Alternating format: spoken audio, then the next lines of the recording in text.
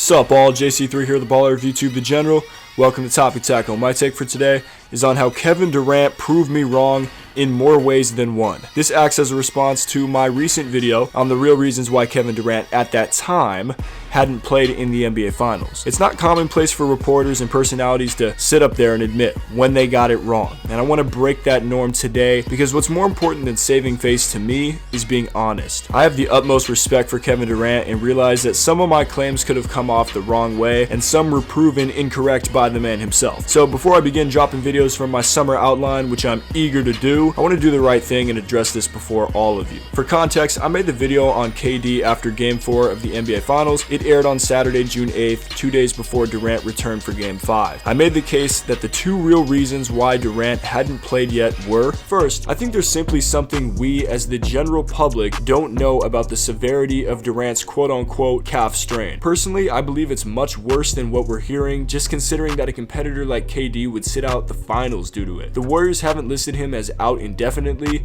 to keep some kind of competitive advantage going against their opponent, so the opposing team has to game plan for a possible KD return even when Golden State knows he isn't close to returning at all or returning at maximum capacity at least. Second, I believe there's a bigger picture coming into play here. Like it or not, Kevin Durant cares about what you say about him to a fault and knows that many fans and players have discounted his 2 rings in Golden State. This could be a power move on behalf of Durant's team, his agent, the people in his ear. At the time, I truly believed in these reasons as real contributors to why Kevin Durant hadn't played yet. I wasn't clickbaiting regardless of what some people in the comments said, and in general, I don't use phrases like the real reasons in a video title unless I genuinely believe that I am presenting real reasons. Now, for a video like this, there had to be some amount of nuance because, of course, I'm not a Warriors insider, and even if I was, the only person who can get inside Kevin's mind is Kevin and God himself. So here's where KD proved me wrong, and I'm glad to say he did, as someone who has earnestly supported him throughout his entire career, especially his move to Golden State. I claim that Durant's injury was much worse than what we were hearing, and that was a real reason why he hadn't returned yet. Well, I don't want to speculate too much, but considering what happened in Game 5, Durant obviously was not ready to return regardless of what team doctors had told him at that point. Now, where I got it wrong is when I said that Durant wasn't close to returning at maximum capacity. Because gosh darn it, the 11 minutes that KD played in Game 5 were as close to the best 11 minutes I've ever seen from a player, especially one who had been out for a month and 2 days. I also claim that he could have been sitting out due to a power move on behalf of Durant's team, keeping him sidelined to better his legacy should the Warriors lose without him, thus proving they need him to win and validating his 2 rings. I'm gonna be completely honest with y'all. The more I listened to that, the more I disagreed with myself, especially after he came back. Do I believe that someone could have been making this case to him? Yes. Do I believe he was consciously ducking the Warriors until Game 5? No. But I also completely overlooked that Kevin Durant is a hooper. The man loves to play the game.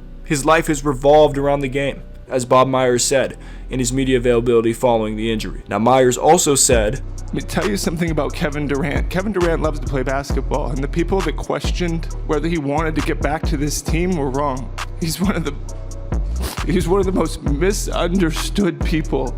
He's a good teammate. He's a good person. And this just really put it into perspective for me, that my take was wrong. This Nike basketball ad is spot on, and it increases my respect for KD, the competitor, so much more. Yes, he still cares too much about what people say about him. This has been proven with his Twitter replies over the years, but this whole media narrative about his rings not being validated is, for lack of a better word, garbage, and I considered it too much in that video. KD doesn't have to win anywhere else for his rings to be validated because numbers don't lie, and his impact is apparent in 11 minutes and in absence. So let me know what you think in the comments down below. Did Kevin Durant's return in Game 5 change the way you view him as a basketball player? Remember, subscribe, like, and leave your feedback, comments down below. We'll be back with more Topic Tackle coming soon. JC3, out!